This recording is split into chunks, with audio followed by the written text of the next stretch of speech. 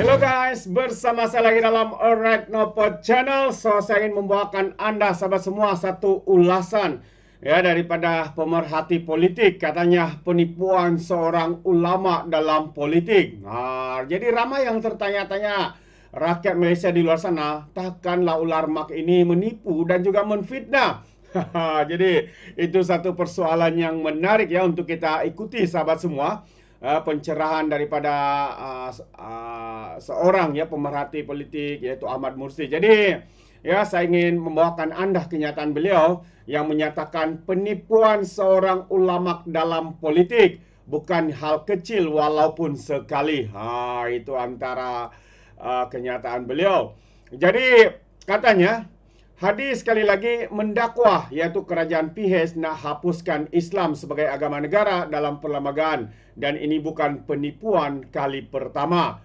Hal seperti itu hampir mustahil berlaku tanpa perkenan Raja-Raja Melayu. Tambahnya lagi, ahli parlimen Muslim kerajaan jauh lebih ramai, kata Ahmad Mursi lagi. Hadi dan PAS pula dengan angku menolak sertai kerajaan perpaduan apabila dipelawa oleh yang di Pertuan Agong. Wahal itu cara terbaik untuk pertahankan Islam jika benar dakwaannya. Inilah risiko bila pengikut angkat seseorang sebagai ulama dalam masa yang sama terpaksa berkempen politik dengan pelbagai fitnah dan juga penipuan. Jadi sudah banyak penipuan dengan tema Islam terancam berlaku sepanjang kerjaya politiknya. Berbohong pula difatwakan wajib demi maslahah parti. Contohnya, insiden audio Nick Abdul bocor surat Haji Hadi kepada pemimpin dunia Islam yang syarat dengan penipuan, bayaran penyelesaian kesnya dan Sarawak Report dan lain-lain lagi, kata Ahmad Mursi lagi. Ulama yang menipu tidak hanya mencabar integritas sifat ulamanya, lebih dibimbangi imej Islam itu sendiri tercemar. Dalam tradisi keilmuan Islam, ulama yang menipu walaupun sekali dikira berat dan tidak sama seperti orang awam menipu, apatah lagi jika berkali-kali. Misalnya dalam ilmu jar wal tadil, jika perawi atau ulama diketahui selalu menipu sama ada dalam hal periwayatan hadis atau kehidupan pribadi, dia akan dianggap sebagai kazab atau penipu atau matruk ditinggalkan. Ulama Islam lebih fokus untuk dalami dan menyebarkan ilmu. Berbeza dengan Hadi katanya yang terpaksa menipu dalam kempen pilihan raya demi memburukkan lawan politik yang turut sama berjuang Islam. Walaupun menipu dalam hal politik dibimbangi, keilmuan dalam bidang-bidang lain akan turut dipersoal dan dipertikaikan kesahihannya. Firman Allah, kata Ahmad Mursi, dan janganlah kamu campur adukan yang hak dengan yang batil dan janganlah kamu sembunyikan yang hak itu sedang kamu mengetahuinya. Surah Al-Baqarah 242. Itu antara kenyataan ya dan juga sedikit ulasan daripada Ahmad Mursi berkaitan dengan kenyataan terkini ya daripada Presiden Lebay PAS ini yang membuat fitnah kononnya kerajaan hari ini cuba untuk menghapuskan Islam. Kononnya DAP harus dilawan kerana mereka ada dalam kerajaan dan mereka mau hapuskan Islam. Islam terancam, Melayu terancam dan sebagainya. Itu antara dakwaan-dakwaan yang dibuat ya berkali-kali oleh Hadi ini. Jadi saya sangat setuju ya dengan pandangan daripada Ahmad Mursi ini bahwa penipuan seorang ulama dalam politik ya khususnya tuduhan dan juga fitnah yang dibuat oleh Hadi ini adalah sesuatu yang sembrono, tujuan politik ya untuk kepentingan parti, kepentingan sendiri untuk memburukkan orang lain dan sekaligus ya apa yang dilakukannya ini sekaligus untuk memburukkan kerajaan dan membina persepsi kononnya kerajaan hari ini untuk menghapuskan Islam. Itu antara satu tuduhan dan juga fitnah yang teramat melampau.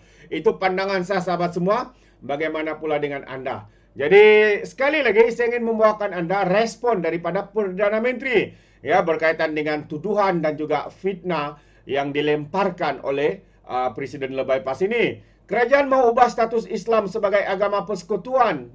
Itu satu persoalan dan fitnah yang dilemparkan ya oleh Hadi Awang. Jadi Perdana Menteri memperjelaskan isu ini. Benarkah tuduhan yang dibuat atau fitnah yang dilontarkan oleh Hadi Awang ini? Jadi Datuk Seri berkata kerajaan tidak pernah membincangkan perihal penukaran status agama Islam sebagai agama persekutuan. Itu antara kenyataan dan penegasan daripada Perdana Menteri kita, Datuk Seri Anwar Ibrahim. Tuduhan sebegitu dibuat oleh pembangkang dan ia boleh menghasut kebencian, katanya. Jadi kita tidak pernah membincangkan penukaran. Ya, prinsip berkaitan bahasa Islam, hak istimewa orang Melayu dan Bumi Putra dan kedudukan Raja-Raja Melayu. Perkara-perkara tidak pernah dibincang atau dibangkitkan ketika saya menjadi Perdana Menteri. Itu antara penyataan, penegasan daripada Perdana Menteri. Ya, Anwar turut menyeru pembangkang agar berhenti menyebarkan berita palsu dan eksploitasi isu agama dan kaum yang boleh menghidupkan kebencian dalam kalangan rakyat terhadap kerajaan. Jadi kritik dasar ekonomi, isu berkaitan ringgit atau dakwaan bahawa Perdana Menteri kurang cerdik, tapi kita tak boleh terima naratif bahawa tindakan kita membahayakan agama dan negara, kata beliau.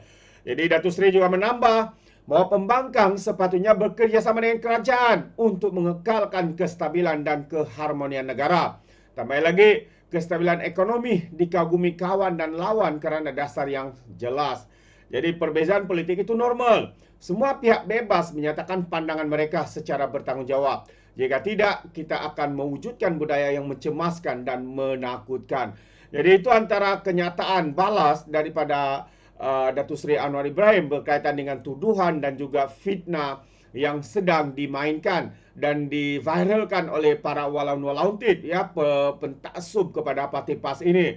Ya, begitu senangnya mereka diperbodohkan, mereka senang untuk diperbudak-budakkan hanya dengan kenyataan sembrono, kenyataan fitnah seperti itu. Saya sangat setuju dengan kenyataan Ahmad Mursi bahawa untuk melakukan satu perkara ataupun untuk menukar status agama rasmi dalam negara kita, perkara itu harus mendapat perkenan daripada Majlis Raja-Raja. Dan kenapa harus ya di isu ini dijadikan sebagai isu politik? Kerana kita tahu sahabat semua, pada pandangan saya, mereka sudah kehabisan modal. Ya, mereka tidak punya isu untuk dimainkan, apatah lagi isu berkait rakyat, isu pasal tata kelola. Kerana kalau kita lihat pentadbiran parti PAS di 4 buah negeri, khususnya seperti di Kelantan lah ya, Terengganu, Kedah dan Perlis, kita boleh lihat ya apa yang mereka lakukan ya untuk membantu rakyat. Tidak ada sahabat semua.